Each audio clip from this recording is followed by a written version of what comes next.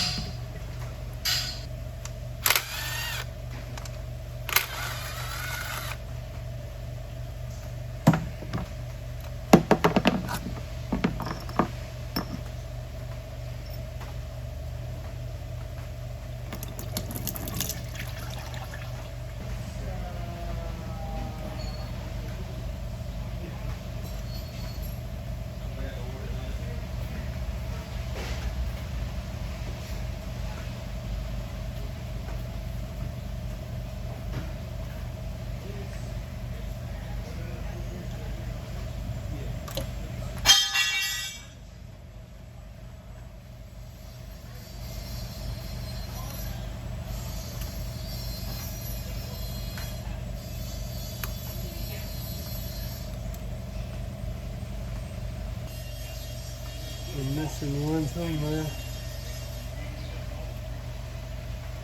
Aha.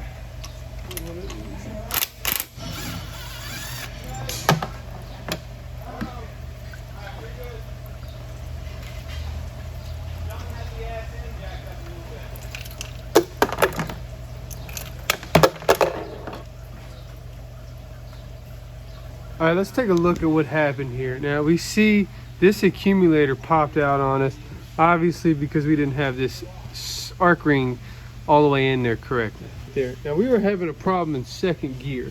This accumulator, we look at our diagram here, is the B1 accumulator piston.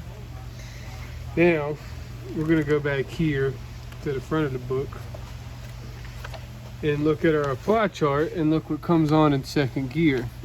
Second gear, only thing that changes is the B1 clutch comes on, second brake clutch. And obviously the accumulator was not giving it any fluid pressure, so that brake was not coming on.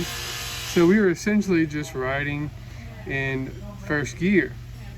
Then third gear comes on and direct clutch comes on here in third gear. All right, we're gonna do a resistance check on these solenoids. Now these solenoids are supposed to be 4.5 to 6.0 ohms. You know, I'm watching these because it'll mess up our readings if these touch anywhere else.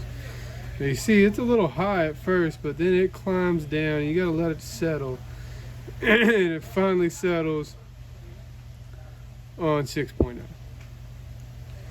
So that solenoid looks okay, and if you let it sit a little longer, as you see, it'll start coming down in resistance a little more as it keeps running current through it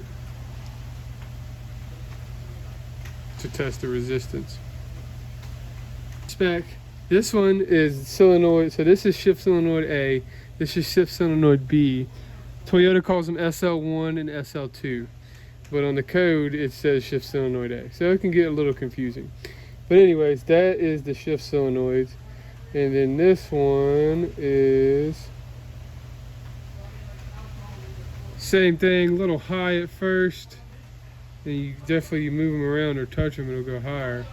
But as you see, as it settles at about a little bit of high resistance, but still in spec. So next thing we're gonna do is we're gonna pull both of these solenoids out, and we're going to actually supply our own voltage to them and see how the valve moves inside of there.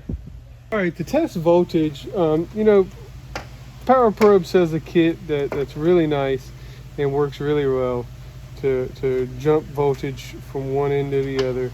But all you really need is some multimeter test leads, which I got right here.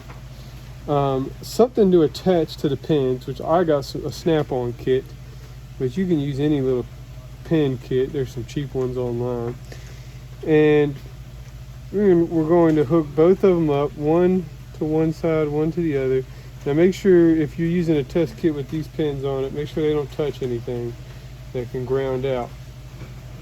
Now we're going to use a DeWalt drill battery, and we're going to plug our positive in on that side, and then we're going to put our negative on this side. And I don't know if you could hear that, but it definitely clicked. Another one here, so we might go ahead and pull that out. But we're going to check the rest of the valve body anyway. So we're going to be tearing that back apart, checking the rest of that, making sure all the valves move nicely. Okay, so I found a few more things wrong with this valve body besides that B1 accumulator.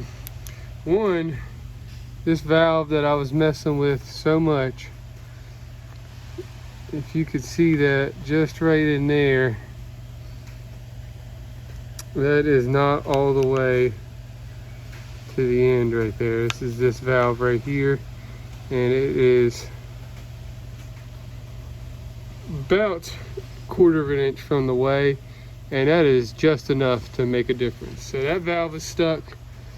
And then this one over here, which I didn't have a problem with when we brought it out originally, that thing is definitely stuck. It's definitely letting fluid through this passage right here. So that explains why we had some weird shifting problems. That and the accumulator. So we're gonna rip this valve body back down tomorrow and see if we can figure out, you know, what exactly is going on with these valves. And we can... Okay, so I'm changing up my technique a little bit when cleaning this out. I got a old Ford transmission pan here, and it's full of Varsol, and I'm just letting this thing sit down in there and soak. And while I'm doing that, I'm picking at some of these valves and just trying to, I'm pretty sure it's just a lot of dirt and grime left over, and all the new planetaries and stuff meshing together. Threw a little metal through this unit and got some of these valves stuck. In fact, we had 3 valves that were sticking. I pulled 2 out on this side, and I actually pulled 2 out on this side. And I pulled this one out just because, well, this was the one that was sticking, but I pulled this one out because it's opposite of this one that's sticking. And actually has to do with the direct clutch. This is the direct clutch lock, and this is the direct clutch exhaust. And hopefully this will get it where it's nice and free. We're gonna mess around with it a little bit, try to get it to be nice and free. This valve was sticking a little bit, but sticking it down to Varsol and actuating it a little bit seems to be.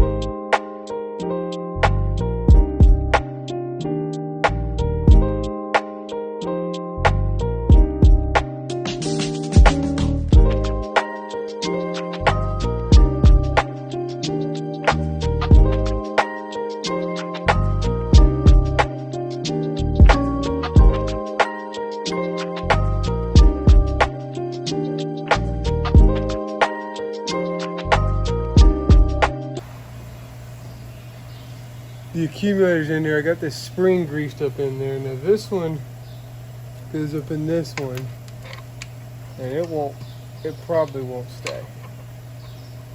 So we're going to have to do a balancing act. I also got my tube seals greased up there.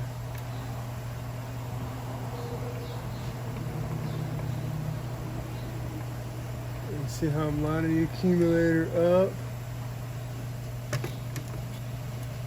There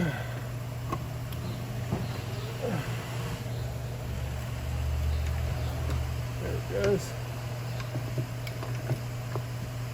Alright, now here's the hard part.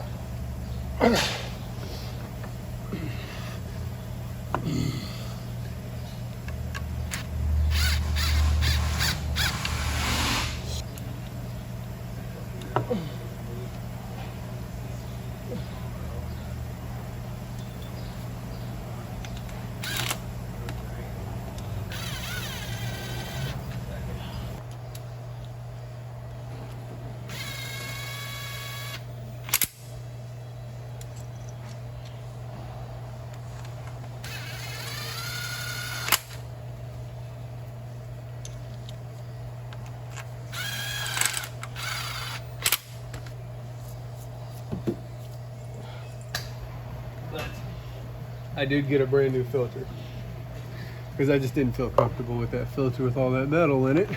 I'm not sure where all this metal came from. What I'm hoping is that this transmission was really torn up before I got into it. So what I'm hoping is that that was a bunch of residual metal left over from me sanding the transmission and me, putting.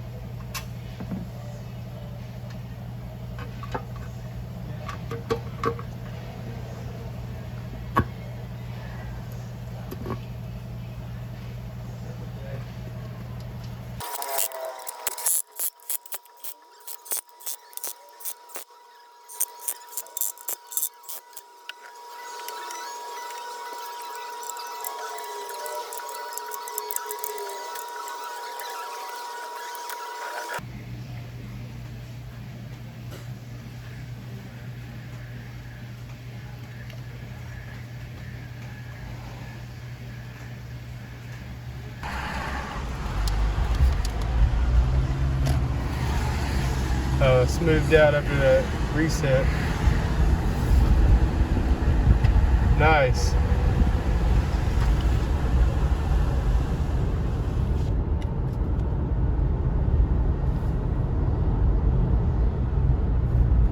Nice fourth gear change.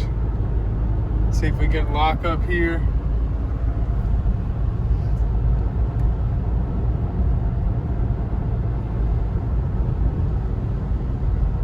I'll probably have to go on the interstate to get locked up.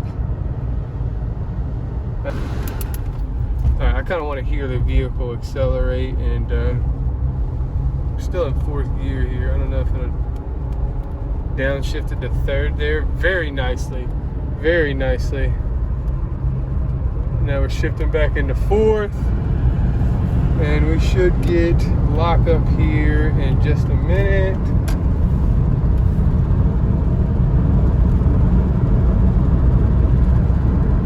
Lockup's on.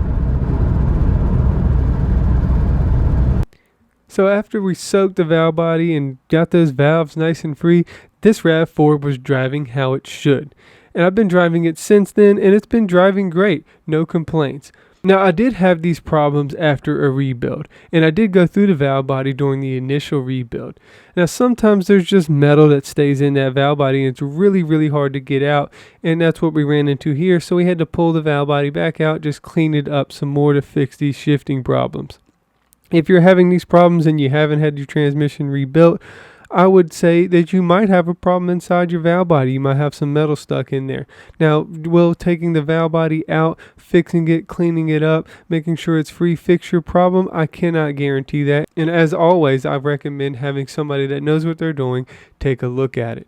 You can always message me on Instagram or Facebook and ask me any questions that you have about this video or any of my other videos. You can also email me at justcallmeeddie1@gmail.com, and we'll be coming to Patreon soon, where I'll be teaching you how to do the things that I do. For now, you can just subscribe to this channel and stay in touch with any projects that I'm doing. Also, I have another channel where me and my dad fix random car problems and show you how to do it. Be sure to subscribe to that as well. Whatever you're doing, however you're doing it, make sure you stay dirty doing it. And until next time, you can just call me Eddie.